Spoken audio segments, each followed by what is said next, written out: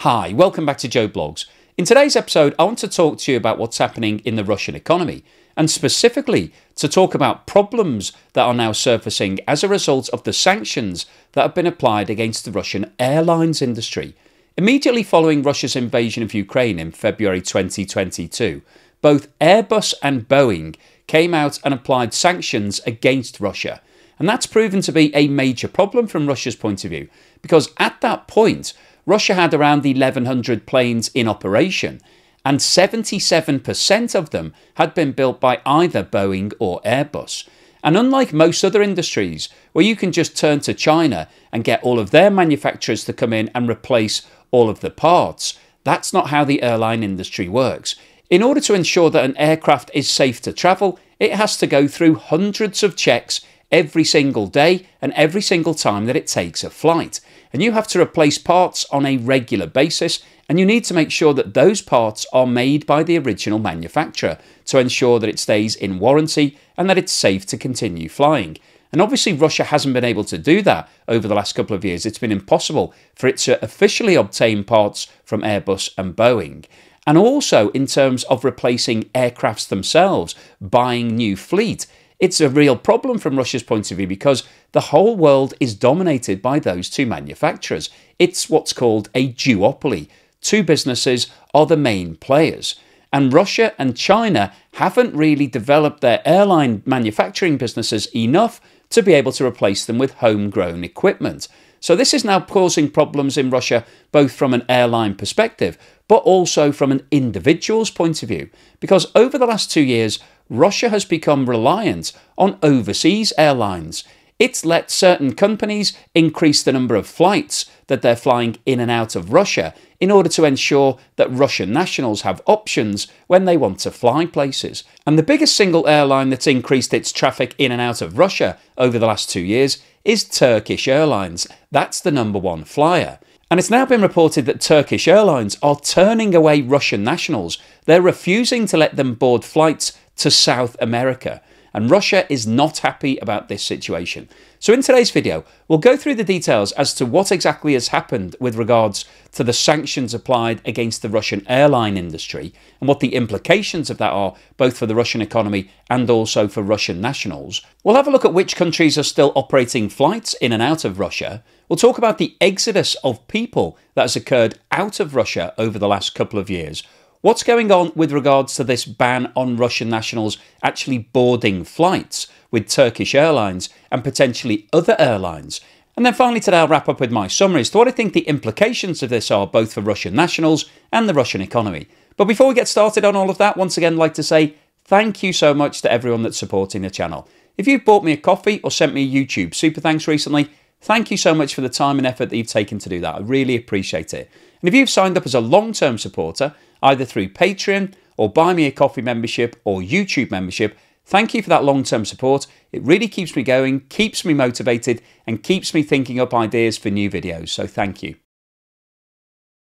Now, before we dive into the detail on Russian airlines, I want to talk to you about today's sponsor, NordVPN, who are offering Joe Blogs viewers an exclusive deal. Now, if you follow the channel, you'll know that I've got personal experience of being hacked, and the instances of hacking, tracking and malicious activity are increasing all the time. By using NordVPN, you protect your data, your passwords and your accounts from all of those types of activity. If you want to make sure that you're safe and protected every single time you go onto the internet, you need to be using a VPN, and don't override it like I did when I got hit with my hacking incident. Now, when I'm researching my videos, I'm looking all over the world at different articles, and quite often I find that I'm geo-blocked.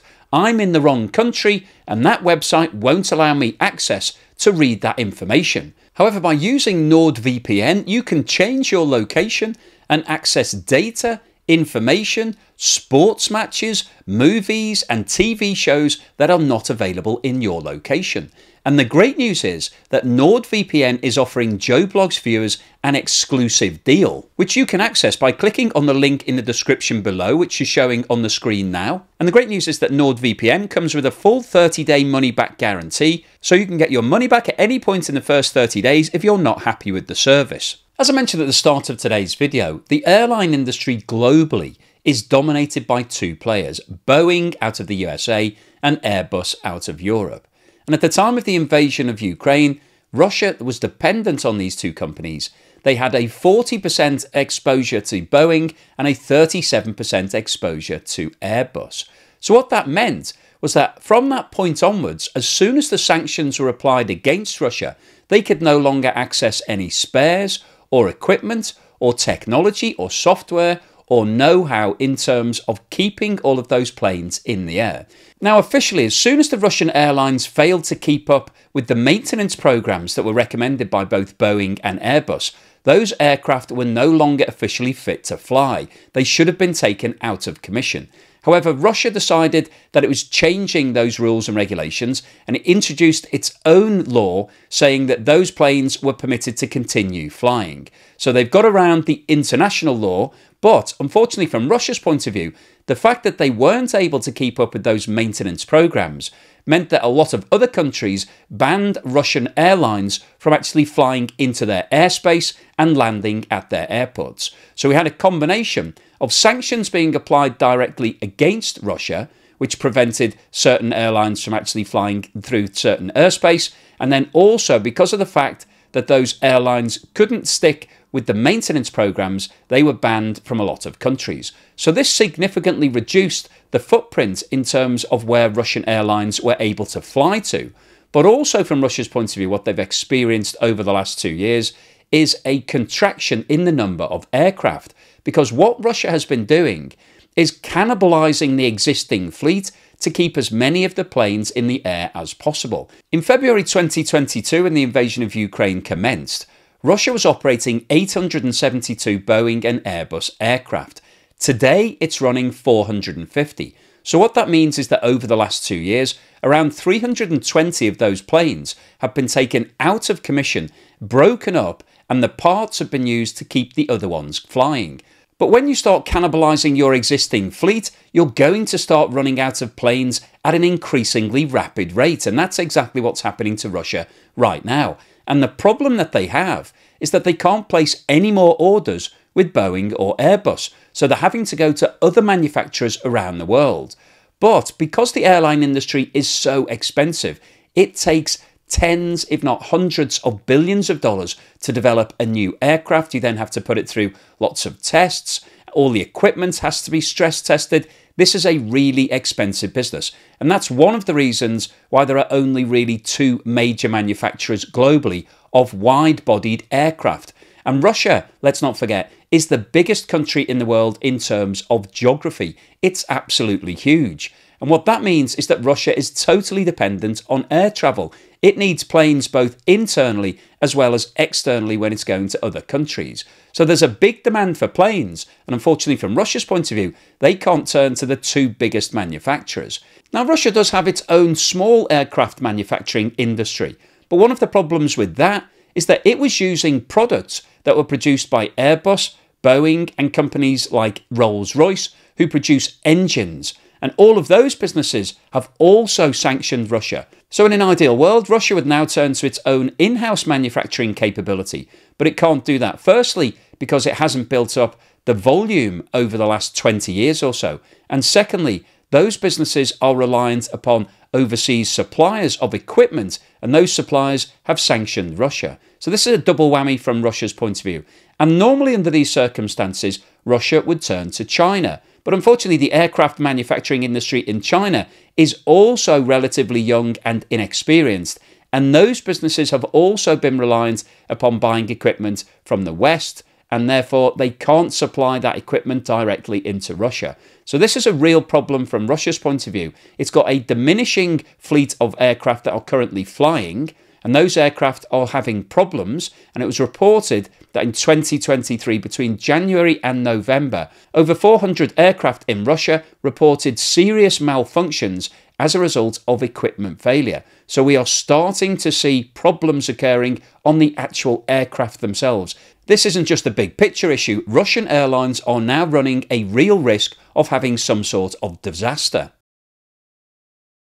As I'm sure you'll be aware if you follow the channel, not every country in the world has applied sanctions against Russia.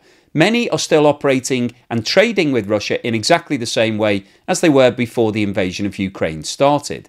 And what that means is that there are certain airlines that are still flying in and out of Russia, and those airlines have become a lifeline from Russia's point of view, because it means that their citizens can fly firstly to those countries, but then can transit to other countries and therefore get to most places around the world. And this graphic shows the 36 countries that were still operating flights in and out of Russia as at the end of 2023.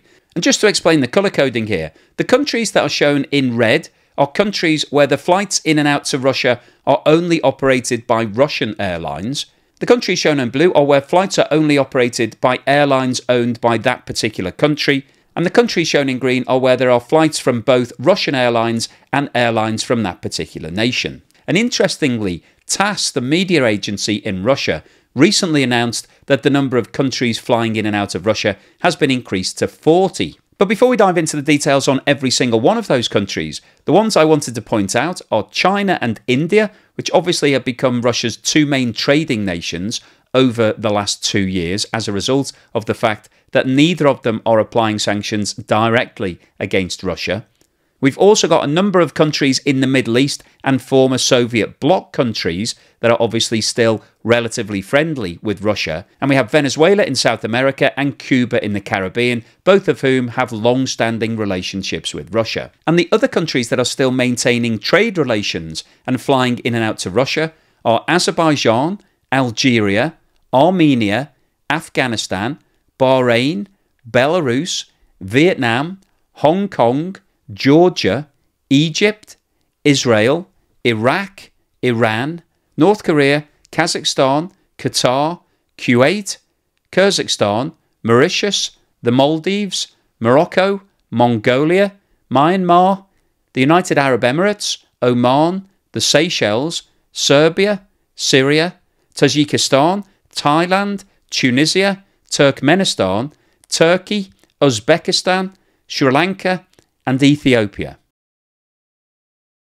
As a result of the diminishing number of planes in service in Russia, Russia is now becoming more and more dependent on overseas airlines to move its people across its borders. And the biggest overseas operators that fly in and out of Russia are Turkish Airlines, Emirates, and Ethiopian Airlines.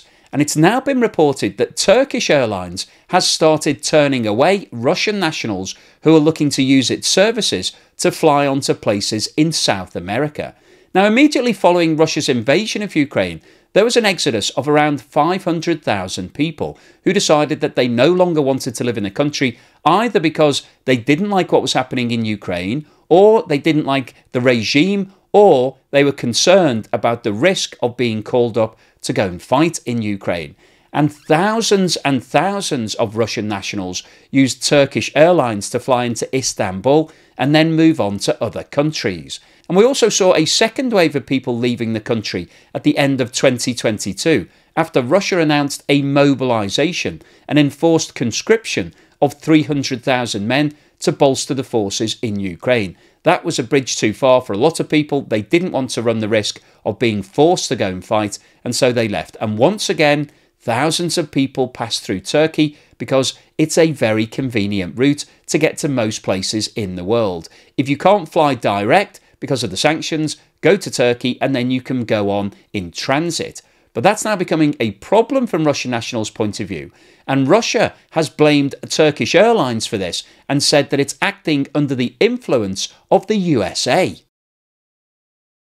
On a recent posting on Telegram, which is a social media messaging app similar to WhatsApp used by a lot of Russians, the Russian embassy in Ankara, which is the capital of Turkey, said in response to media questions regarding the refusal of Russian citizens to board Turkish airline flights in transit through Istanbul airports to Latin America, there is a problem, a serious problem.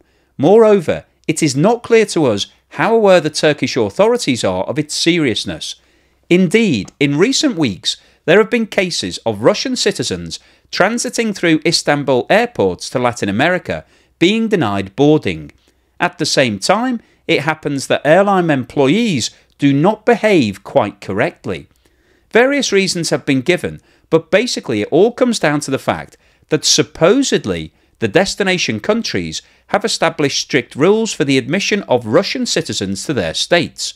Among their requirements are the availability of a return ticket, cash, confirmation of a hotel reservation in the case of tourism, and other relevant supporting documents. Turkish Airlines have posted this information on its website in Turkish and English. However, for reasons unknown to us, the company refused to post it in Russian. The embassy, for its part, has contacted the Turkish Foreign Ministry, both in writing with an official note and orally. There has still been no clear response. In this regard, the embassy is forced on the morning of the 23rd of April to publish on its information resources a set of recommendations for our citizens who are subject to the infringement of their rights at Turkish airports. And the recommended course of action for all Russian citizens posted on the Russian embassy website is firstly to contact the Consulate General of Russia in Istanbul, secondly send a written request to the airline to obtain documentary evidence of the fact of refusal to board the flight, if possible indicating its reasons, thirdly take measures to objectively record the relevant case, video and photography recording a conversation with airline representatives, and fourthly to file a lawsuit at the applicant's place of residence against the airline with a request for compensation for material and moral damage caused by the actions of the air carrier. Although it does note in brackets after this point that filing a lawsuit in a Turkish court against the national air carrier Turkish Airlines apparently has no prospects of success. So the Russian embassy is clearly not very happy that Russian citizens are being refused access to planes to South America. So let's have a look at what Turkish Airlines have posted on their website in response to this. The Turkish Airlines website says, "Dear passengers, some additional controls may be applied to our passengers who have flights arriving in Venezuela, Mexico, Colombia, Cuba and Brazil. Apart from the general rules such as passport and visa requirements, since the country's authorities may deny entry to the country with respect to the following requirements, similar controls can be carried out during boarding. With regards to Venezuela, it states that there is no transfer possible at Caracas Simón Bolívar Airport without entering the country. Passengers who will continue their flight with the transfer have to enter Venezuela, collect their luggage if there's any, and check in using the relevant airline's counter for the next flight.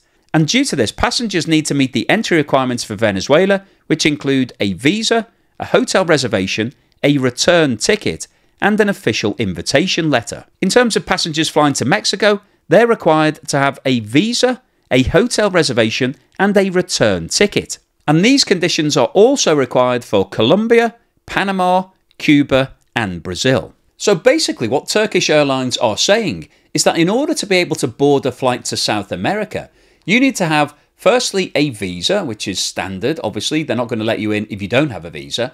Secondly, you need a return ticket. So you need to show that you're just going on holiday to these places. You're not looking to flee Russia and never return. And thirdly, you need to have a hotel reservation.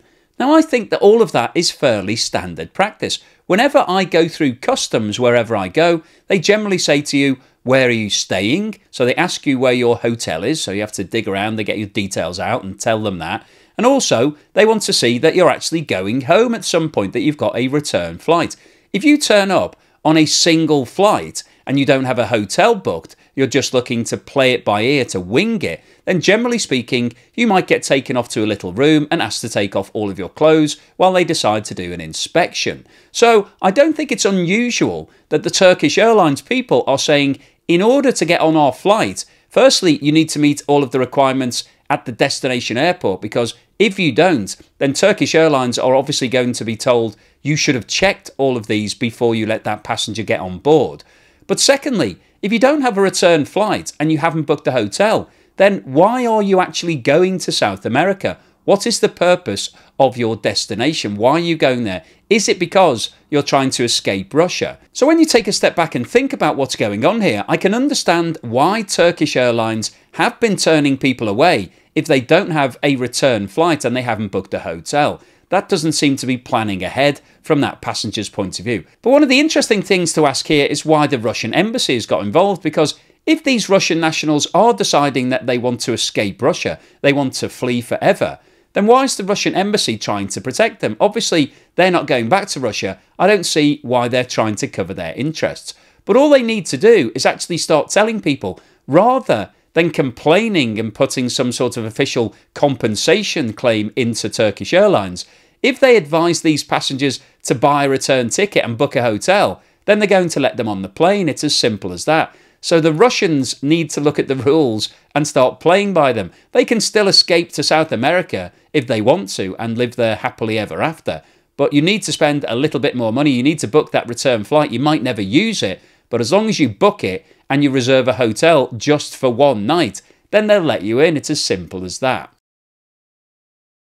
Interestingly, the Russian Deputy Foreign Minister has now accused the USA of applying influence against Turkish Airlines to prevent Russian nationals from boarding these flights. Russian Deputy Foreign Minister Sergei Ryabkov has accused the United States of exerting pressure on Turkey's national airline to bar citizens from flights bound to Mexico. In an interview with TASS, the Russian state news agency, he said, specifically in relation to Mexico, the reason I think is easy to guess. It lies in the pressure that is exerted on the authorities of this country by Washington. He did not provide any evidence for his accusation. However, two industry sources said that they believed that Turkish Airlines was acting at the behest of the USA in an effort to stem immigration flows of Russians into its southern border. Artur Muradyan, Vice President for the International Tourism at the Russian Association of Tour Operators, said Turkish Airlines was somehow pressurized or persuaded or intimidated to be so strict. I think they are under pressure from the USA to do this, he said. A second source said Turkish Airlines think people are flying to Latin America to cross the border into the USA. Over 73,000 Russians have tried to enter the US via official southern border crossings in the past 2 years, Customs and Border Protection data shows, and it's been reported that around 1,000 Russian travellers have been refused boarding to flights leaving Istanbul airport for a slew of destinations in Latin America over the last 2 or 3 months. So what's the summary and conclusion today? Well, I wanted to post this video because I think what's happening right now in Russia with regards to its airlines is really interesting. Russia is the biggest country in the world in terms of its landmass, and it has cities all across its borders. And therefore, Russia is entirely dependent on airline travel both within the country, but also in terms of trade. It's dependent on lots of airlines to take things all around the world. So in order for the Russian economy to thrive, it needs a thriving airline industry. But obviously what's happened over the last 2 years has been entirely damaging from Russia's point of view. As we discussed earlier in the video, at the time of the invasion of Ukraine, more than 3/4, 77% of all of the aircraft that were flying in Russia had been constructed either by Boeing or Airbus. And as a result of the sanctions that have been applied against Russia by both of those companies, they no longer have access to any spares or equipment or software or technicians or everything that you need to keep aircraft running. And the airline industry is highly regulated. There are lots of checks that you need to undertake on a daily basis to make sure that that aircraft is fit and safe to fly before anybody gets on board. Now, as a result of the sanctions, Russia decided that it had to move the goalposts. It changed the rules and said that it was no longer complying with international law because it couldn't actually meet those regulations because it was no longer able to access the official parts to keep the Airbus and Boeing planes up to date. So what it's been doing over the last 2 years is breaking down old planes for spares and then using those spares on the ones that are still flying. But what we've got here is an aging fleet. It's getting older, and the spares that it's using are coming from old planes, so they're not 100% new. So this represents risk on risk. Firstly, you've got the risk of older planes, and secondly, when you are replacing the parts, you're using used parts that have come off other planes. Now, Russia is actually sourcing some parts unofficially. I've talked about this in other videos, but some countries are allowing Russia to buy parts through them. Now, that will be closed down on at some point, and secondary sanctions will be applied against any company or country that's found doing that. But at the moment, I'm sure Russia has managed to get some official supplies. But the basic facts are that the number of planes are diminishing. At the time of the invasion, Russia was operating around 870 Boeing and Airbus planes. It's now running about 450 of those. And as we've discussed, the global market for big aircraft is dominated by those two manufacturers. Russia and China have been trying to develop their own competing brands, but they only have a handful of those planes. And so Russia can't go out and order 3 or 4 or 500 of these aircraft to replace all of the ones that it's lost. And as we also discussed earlier in the video, the aircraft industry is still reliant on businesses from the West. So even if China is developing its own competing brands, it's using engines and other parts that are produced by major producers in the USA and Europe. And so it can't get hold of those parts, particularly for planes that are going to be sold directly to Russia. So this is a real problem from Russia's point of view. And as a result of these dynamics, over the last 2 years, Russia has become more and more dependent on overseas airlines. It's now using things like Turkish Airlines to fly in and out of Turkey. So lots of businesses and individuals in Russia are having to pay overseas companies to do the work that was previously done by Russian businesses. So Russia is losing money from an economic point of view because that money is essentially going overseas. But it's also now potentially facing the risk of increased regulations. And what we've talked about in the second half of this video is the fact that Russian nationals are now being turned away from airlines in Turkey as a result of the fact that they're not meeting the requirements of their destination country. Now, it does seem absolutely crazy to me that over 1,000 Russians in the last 2 months have tried to board single flights to South America, because that doesn't meet the regulations of those destination countries. But also, why are they doing that? Why are they taking a single flight out of Turkey to places like Colombia, Brazil and Venezuela? And clearly the reason for that is that they're not intending to go back to Russia. They're either going to stay in South America, or more realistically, they're trying to get into the USA. Now, I think that's probably most likely to be for economic purposes. People don't want to stay in Russia. They'd rather go and live in America and live the dream. Now, the issue from the USA's point of view is that those individuals are not entering the USA on some sort of invitation or visa. They're doing it illegally. And the USA wants to cut down as many illegal immigrants as possible. So it doesn't want thousands of Russians turning up at its southern border and trying to get into the country for whatever reason. And as a result of that dynamic, the USA has now been accused of applying pressure on Turkish Airlines to make sure that it's not allowing those Russian citizens to board those flights. Now, there's no evidence of that. The Russian foreign minister has come out and said this, but nobody has any tangible evidence. And I think, realistically, there isn't really going to be a directive from the USA to Turkish Airlines. But I think what we've got here is the threat of some sort of sanctions being applied against businesses in Turkey.